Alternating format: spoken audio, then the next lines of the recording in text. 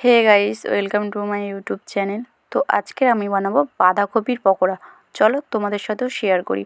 বাঁধাকপিটা প্রথমে এইভাবে কেটে নিতে হবে, তারপর ধুয়ে নিতে হবে। এরপর এতে লবণ, হলুদ গুঁড়ি দিয়ে ভালো করে মাখিয়ে রেখে দিতে হবে কিছুক্ষণ, কারণ এটা বাঁধাকপি থেকে অনেকটাই জল বেরোয়। তো আমার এটা মাখানো কমপ্লিট।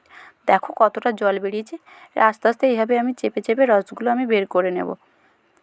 এবার এর মধ্যে আমি একটু আদা রসুনের পেস্ট, একটু পেঁয়াজ কুচি, একটু লঙ্কা কুচি, একটু হলুদ গুঁড়ো যেহেতু তখনও দিয়েছিলাম তাই একটু হালকা দেবো, এবার একটু কালো জিরে আর একটু লবণ সামান্য, যেহেতু বেরিয়ে গেছে তখন অনেকটা, আর একটু লঙ্কার গুঁড়ি। এরপর পরিমাণ মতন বেসন দিয়ে দেবো। বেসন দেওয়ার পর একটা ভালো করে একটু মেখে নিতে হবে। ব্যাস, আমার মাখা কমপ্লিট। এবার কড়াই গরম হয়ে যেতে তেল দিলাম। তেলটা গরম হয়ে যেতে একটু নাড়াচাড়া করে নিয়েছি। এবার আমি পকোড়া বা যার যেরকম শেপ তেমনই দেয়, তো আমি এইভাবেই দিয়েছি। তো এক সাইড হয়ে যেতে আমি এবার উল্টে নিচ্ছি।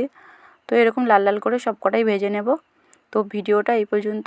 ভালো লাগলে like, comment, share and subscribe করতে ভুলো না। দেখা হচ্ছে নেক্সট কোনো ভিডিওতে।